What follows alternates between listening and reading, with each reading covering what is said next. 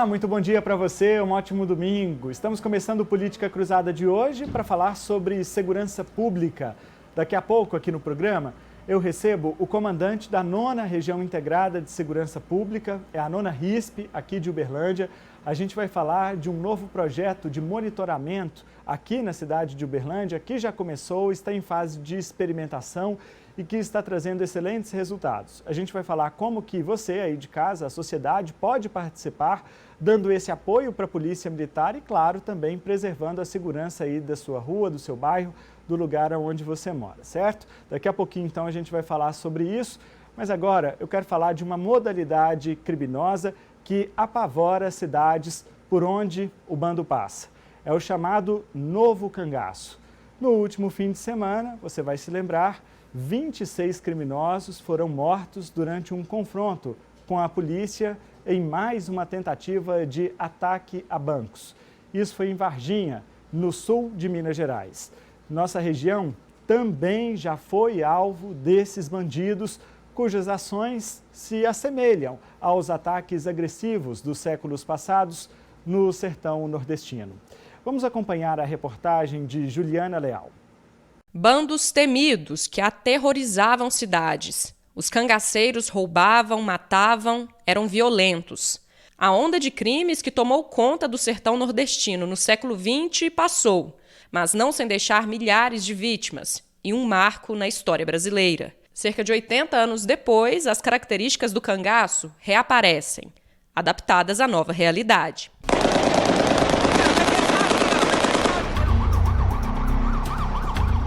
A última ação do novo cangaço em Varginha, cidade que fica no sul de Minas Gerais. Mas o plano dos criminosos de um assalto milionário foi frustrado pelas polícias militar e rodoviária federal. 26 assaltantes foram mortos. Essa é a maior operação de combate ao conhecido novo cangaço, prática criminosa que vem acontecendo principalmente em cidades do interior do Brasil nos últimos anos. As principais características desse tipo de ação são o armamento pesado, criminosos que agem em bando e a articulação deles, que é baseada no terror. Em agosto desse ano, pelo menos 20 homens invadiram e explodiram agências bancárias em Araçatuba, no interior paulista. Uberaba também já foi alvo, 2 vezes, em 2017 e 2019. A polícia não descarta que exista relação entre os casos. Em novembro de 2017, pelo menos 20 homens abriram fogo contra uma empresa de segurança e transporte de valores em Uberaba. Armados com fuzis, os assaltantes dispararam cerca de 3.000 tiros em menos de 2 horas. Para dificultar a reação da polícia militar, os criminosos espalharam pregos nas ruas, destruíram transformadores de energia e lançaram explosivos na sede da empresa. À época, não houve confronto com os militares e os bandidos fugiram levando uma quantia que não foi revelada pela empresa de valores. Pouco mais de 1 ano e meio depois desse ataque, outra madrugada de terror foi registrada em Uberaba. Dessa vez em julho de 2019, quando 25 homens fortemente armados tinham como alvos 3 agências bancárias. Uma delas essa aqui, que fica no centro da cidade. Os criminosos atiraram para cima nos prédios públicos e nas câmeras de segurança. Fizeram reféns e feriram civis. Mas dessa vez a polícia estava mais preparada e conseguiu perseguir os suspeitos durante a fuga. 10 criminosos foram presos depois de negociações. O cangaço original ganhou força e acabou entre os séculos 18 e 20. Espalhou medo e deixou personagens conhecidos, como o Lampião e a Maria Bonita. Com o tempo, a polícia nordestina aumentou o armamento e conseguiu combater as técnicas dos bandos de cangaceiros. Mais uma etapa que se repete. O treinamento específico e o melhoramento do armamento dos policiais entre as 2 atuações dos grupos criminosos foram cruciais para o resultado positivo na última. Muito bem, muito obrigado, Juliana. E para a gente detalhar isso tudo, eu estou recebendo agora aqui no estúdio do Política Cruzada o coronel Cláudio Vitor, que foi comandante da Polícia Militar aqui de Uberlândia, da 9ª Região Integrada de Segurança Pública. A gente vai fazer um paralelo porque o coronel Cláudio Vitor participou também dessas ações de Uberaba. Comandante, o senhor estava aqui em Uberlândia, mas não deixou de também dar ajuda lá para a nossa vizinha Uberaba. Muito bom dia, obrigado pela sua presença aqui, viu? Bom dia, Danilo, bom dia aos telespectadores. Nós assumimos o comando da 9ª Região em janeiro de 2017.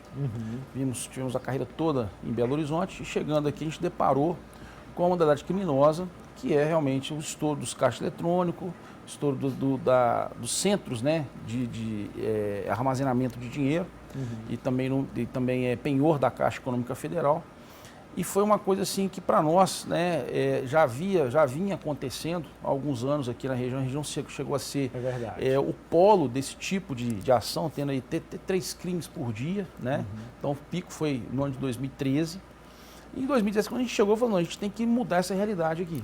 Isso. E o que a gente fez inicialmente? A unidade, o BPE, que é o Batalhão de Policiamento Especializado, a gente deu uma ênfase com relação ao trabalho de polícia de choque, né? Aos cursos GER, que é o grupamento especializado, né, de recobrimento. E aí a gente colocou fuzil na mão da tropa. Pois é, polícia de choque é o quê? Só para eu entender. Você tem, dentro da Polícia Militar, você tem os chamados portfólios de serviço. Ah, tá. Dentro do portfólio de serviço, as operações de choque é um portfólio, né? Mais agressivo. Ele é uma tropa especializada, destinada a ações de dissuasão, por exemplo, de turbas ou da criminalidade violenta e também com o policiamento de recobrimento. Então essa unidade, que é o policiamento especializado, dentro desse policiamento especializado, tem o policiamento de choque, né? A tropa de choque. Lembrando que a gente tinha também uma modalidade também criminosa aqui, muito grande, também que acabou, que era as invasões de terra. Nossa! Então eles fechavam rodovia, né, invadiam propriedades rurais, e nós chegamos aqui e eu falei, bom, primeiramente a gente cumpre a lei, ponto, cumpre a lei. A gente segue protocolos institucionais da Polícia Militar de Minas Gerais, que o Comando Geral determina. E assim foi feito, a gente colocou o nosso plano estratégico debaixo do braço e falou, nós vamos fazer o que tem que ser feito nesse prazo de 3 anos, de 19 até o início de 2020. Perfeito. E foi o que nós fizemos. Nesse interim, o que nós inovamos, que não havia ainda, que era os treinamentos na madrugada. Por quê? O policial ele não estava acostumado a lidar com esse tipo de criminalidade, que é uma criminalidade que ela traz alguns desafios para a segurança pública, né? Não só com o ponto de vista de posicionamento, né, tático, sob o ponto de vista de defesa, de repressão, né, à injusta agressão, mas a questão também do próprio armamento, né? Então, nós começamos a fazer os treinamentos na madrugada, nós credenciamos só no ano de 2017 600 policiais militares para fazer o uso do fuzil, criamos as chamadas viaturas Corujão, então nós aumentamos o efetivo na madrugada, viaturas a 4 policiais militares, todos armados com fuzil, 3, 4, a quantidade que tivesse de carregador disponível e munição era colocado na viatura, e isso foi um case de sucesso, né? Por quê? Quando nós começamos o treinamento, foi em setembro de 2017, de imediato já cessou qualquer tipo de ação criminosa. Nós tivemos aqui em Uberlândia, em 2017, 7 casos, em 2018, 2, sendo que o primeiro foi só tentativa, a viatura chegou e eles foram embora, foi aqui inclusive na UFO, e 2020, uma tentativa lá na cidade, 2019, uma tentativa na cidade de Santa Vitória. 4 policiais militares tinham acabado de fazer o treinamento, quando os marginais entraram na cidade, depararam com a guarnição, desceram e falaram assim, perdeu. Aí o militar, perdeu você, e sentou fogo nos camaradas, né? Aí um já ficou lá todo esticado lá com o fuzil e o restante fugiu. E não levaram nada do Banco do Brasil. Então é a pronta resposta, né? Eu falava, naquela época a gente desenvolveu esse projeto, demorou 2 anos e meio para a gente colocar isso no papel e passar a ser uma ação institucional em toda Minas Gerais, que, primeiro ponto, a segurança do policial militar.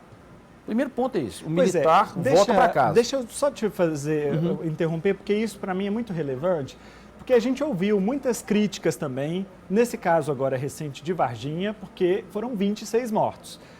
Natural. Criminosos ou não, são seres humanos que perderam a vida. Então, muitos, inclusive, de Uberlândia, as famílias estão nos assistindo agora, muitos de Uberaba, da nossa região. O que eu queria saber, comandante, é o seguinte, isso que o senhor falou, tem a segurança do policial militar também. existe outra alternativa ou, neste caso, realmente não tinha outra alternativa? Não tinha mesmo que... Danilo, eu queria entender qual é essa lógica, perfeito. sabe? O Danilo, é assim, é muito legal a gente ter essa oportunidade de falar, primeiro porque muita gente que critica a segurança pública, não só nesse tipo de ação, mas em outras também, não conhece. Então o sujeito fala, eu sou especialista, é sociólogo, é estudioso, etc. Ele nunca acompanhou uma operação policial ao vivo e a cores, para sentir o drama. Nunca foi. Então é muito fácil eu chegar aqui e falar assim, Danilo, a sua gravata está torta, eu acho que tem que tirar o óculos, ou eu acho que tem que fazer assim, fazer assado. Eu não sou jornalista, né? Então eu vou falar daquilo que eu conheço. E o que eu conheço é segurança pública. O senhor tem experiência na Polícia Militar. 30 anos, 2 pós-graduação, na Fundação João Pinheiro, na Fundação, na UFMG, formado em Direito, advogado. Então, quer dizer, eu conheço o sistema, professor durante alguns anos também. O fato é o seguinte, não dá para negociar com uma pessoa que está a 300 metros distante de você. Nós estamos falando de fuzil.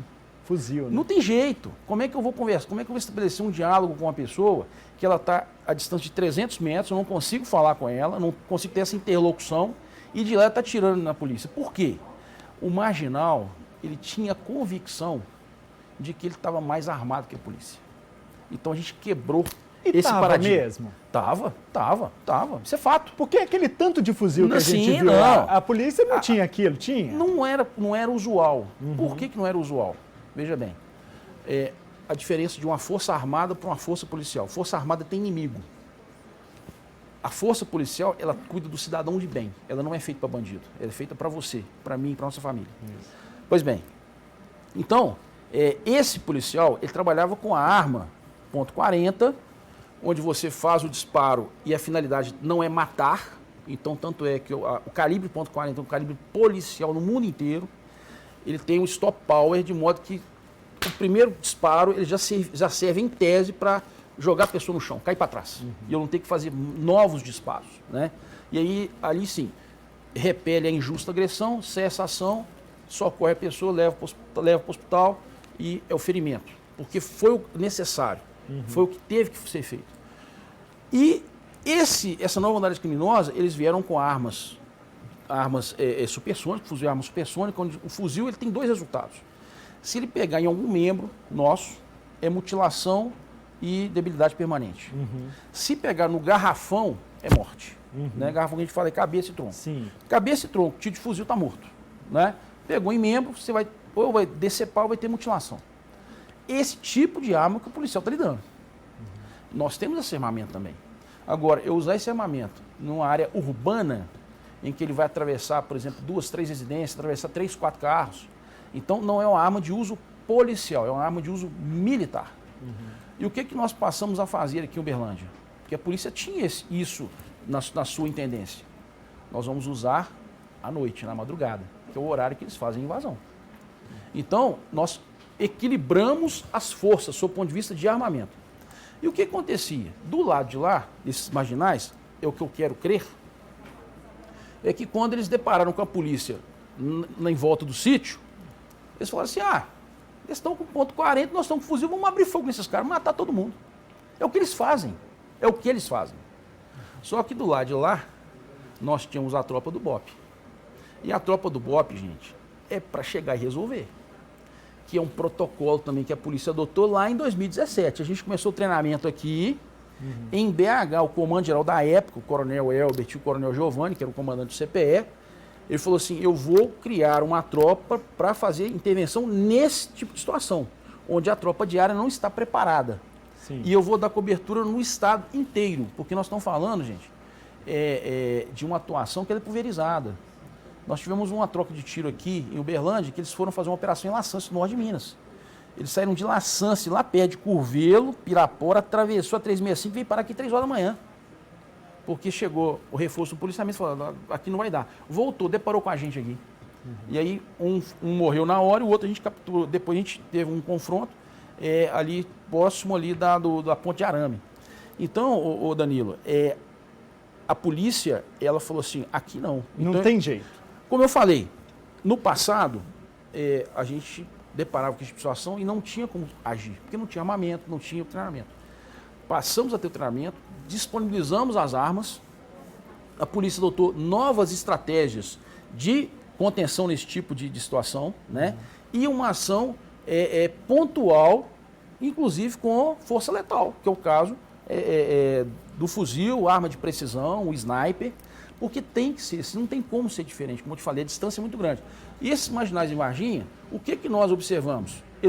A gente supõe que eles depararam com o cerco policial e falaram assim, nós temos mais armamento que a polícia, nós vamos para cima. Só que eles, do lado de lá estava o BOPE, e o BOPE não entrou para rachar, como tem que ser. A gente lamenta pela morte dessas pessoas, sem porque dúvida. É uma vida, mas ele tinha que pensar nisso quando ele despediu da esposa, do filho, da mãe. Então, na verdade, eu dou pesar para os seus familiares. Agora, a morte deles, né, é uma ação policial, aconteceu, né, é do jogo. Quem Agora, sofre é a família, né? Quem sofre, pensasse nisso Mas antes. a família também sofre quando ele está na situação de marginalidade. Sim, né? claro. Não deixa de ser... O fato, Danilo, é que o policial militar volta para casa. O policial militar tem que voltar para casa. Então, quando nós começamos esse treinamento aqui, eu falei, olha, eu não estou preocupado com o dinheiro de banco, não estou preocupado com o joia que está dentro de Caixa Econômica Federal, estou preocupado com a vida do policial militar. Então, esse volta para casa. Todo o armamento disponível, treinamento policial. E é o seguinte, morreu, enterra, feriu, socorre. Ponto. Procedimento protocolar. E aí, primeiro ponto é esse. Segundo, a cidade nem a segurança pública pode ficar de joelho para a criminalidade. Não dá. Uma cidade ficar cercada, igual aconteceu com Uberaba, no outro dia seguinte, serviço público fechado, transporte público sem rodar, quer dizer, isso é o fim da picada. Escola Para que serve a polícia? A polícia serve para evitar esse tipo de coisa. E aí nós fizemos isso. Aqui, não. Né? E o terceiro ponto, o dinheiro não sai da cidade para financiar novas operações. Eu não tenho dúvida nenhuma que o Uberlândia está na lista. Porque aqui tem Banco do Brasil, tem Caixa Econômica Federal, tem Brinks, tem Prosegur, e aí vai. Tem, só que o que acontece? As empresas investiram pesado em segurança. Então, para o indivíduo hoje chegar numa instituição dessa e entrar, ele vai explodir o prédio e não vai levar o dinheiro. Porque você tem dispositivos físicos de segurança em redundância que vai picotar o dinheiro, vai danificar a cédula, vai botar fogo ali dentro, ele não vai conseguir chegar ao dinheiro. E lá do outro você tem a polícia militar do lado de cá, pronta para agir. Comandante, deixa eu saber do senhor como é que vocês analisam, do ponto de vista estratégico, para evitar que chegue numa situação dessa. Porque, beleza, o que aconteceu lá em Varginha agora, 26 morreram, a gente lamenta as vidas perdidas, mas precisou, ok, o senhor defende que precisou, do jogo. Vamos lá. Só que como que as forças de segurança podem fazer para evitar chegar nesse negócio? Porque o senhor falou aí da questão do dinheiro. Uma organização dessa, com 26 pessoas, com estrutura dessa, com aquele armamento, não se faz isso com pouco dinheiro. Eles recebem financiamento de algum lugar, penso eu. Como é que é a lógica disso? Tá, a lógica é o seguinte, Danilo, você tem os cabeças por trás, pessoas que têm realmente dinheiro, muitas vezes não tem a mão suja do crime na ponta da linha, eles não pegam em armas, eles entram com o dinheiro.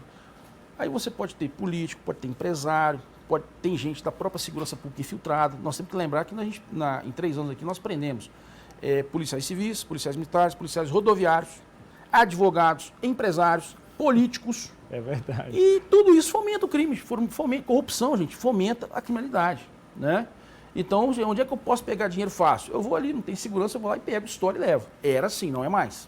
Então não é chegar, estourar e levar. Primeiro que hoje existe o recolhimento do dinheiro, vai para uma central forte, efetivamente forte, não dá para chegar e ir levando, né?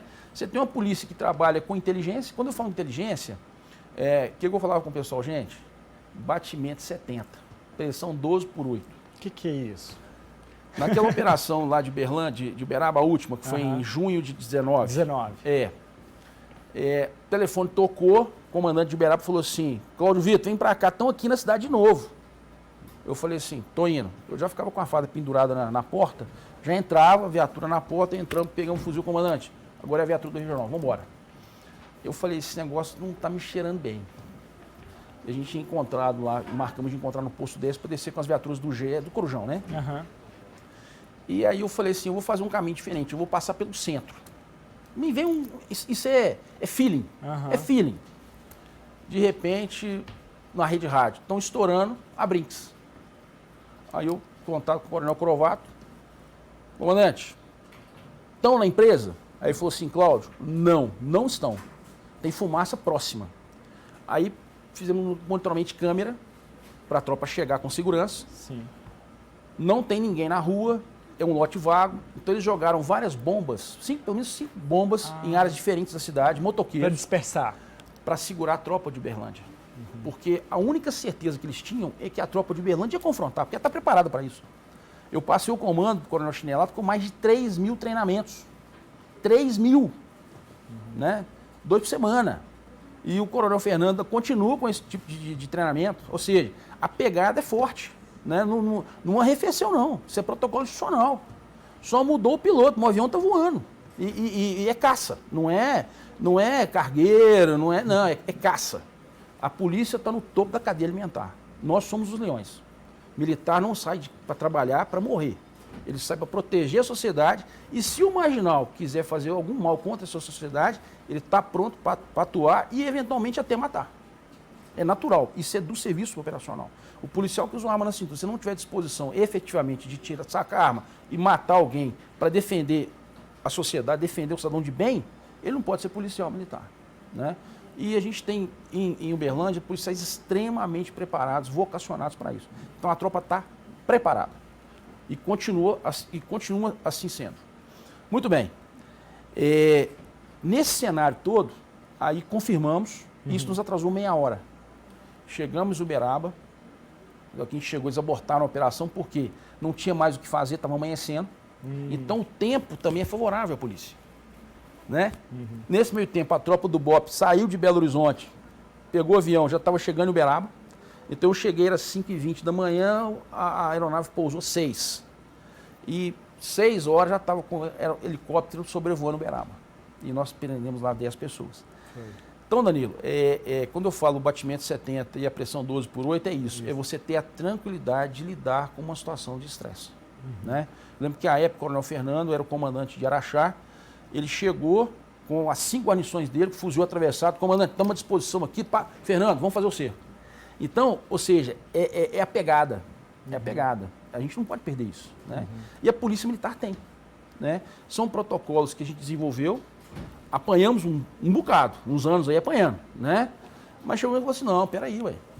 Nós somos os homens da lei. Nós temos armamento, nós temos efetivo, nós temos comunicação. Nós investimos nisso, a instituição vem investindo pesadamente, o governo vem investindo na Polícia Militar, né? Nas demais forças de segurança também. Você pega, por exemplo, a gente conseguiu, no meio de 2018, concluir a digitalização de toda a rede rádio da 9ª região. É verdade. 18 cidades com rádio digital, né? O Marginal, quando veio aqui, em eles 2017... compravam os rádios, né, também para acompanhar. A polícia começava a ouvir. E a gente teve casos, como eu falo, a importância do GAECO. Né? O GAECO ele teve um papel, o Ministério Público, espetacular na segurança pública em Uberlândia. Né? Fica aqui também o nosso agradecimento ao doutor Daniel, ao doutor Adriano, porque nós conseguimos desbaratar quadrilhas dentro do serviço público que passam informação para criminosos. Né? E aí, voltando àquela fala nossa, que você me perguntou, acabou com a gente, o assunto é muito legal, né? A gente muito amplo, né?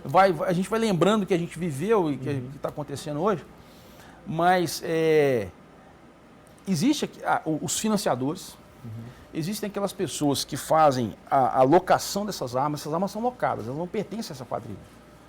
São armas locadas. Então, normalmente elas vêm do Paraguai. Se você pensar que você entra num carro aqui em Uberlândia e com 11 horas você está em Pedro Juan Cabaleiro, no Paraguai, é fácil. Que é uma rua, não fácil. Então, você traz esse armamento, né? Pode ter até facilitação durante esse percurso, a gente descarta isso, né?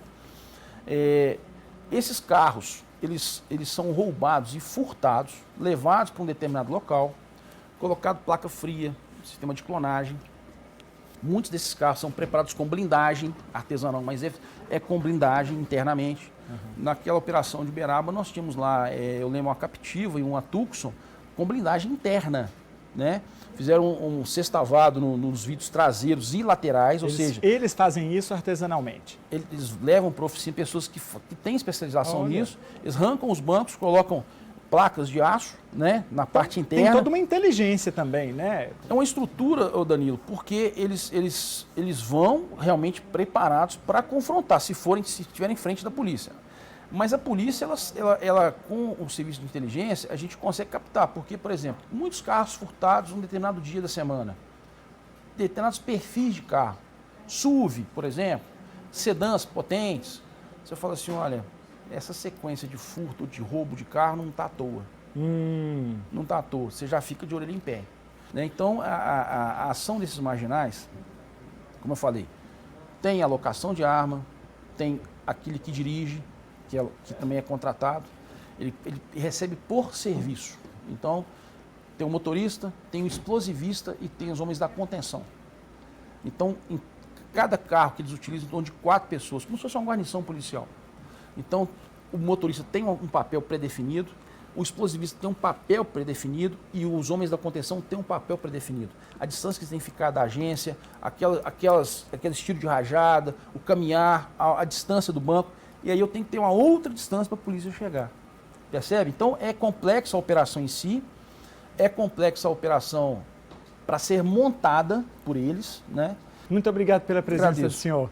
Cláudio Vitor foi comandante da Polícia Militar aqui da região, falando para a gente desses trabalhos, essas operações gigantescas, mas você não saia daí não, viu? A gente vai fazer um pequeno intervalo comercial e na volta a gente continua falando sobre segurança pública. Eu vou receber o atual comandante da Polícia Militar aqui de Uberlândia. A gente vai falar de algumas iniciativas, alguns projetos que estão sendo desenvolvidos no sentido de melhorar a segurança aqui da nossa cidade. Projetos muito interessantes. Não saia daí, a gente volta já.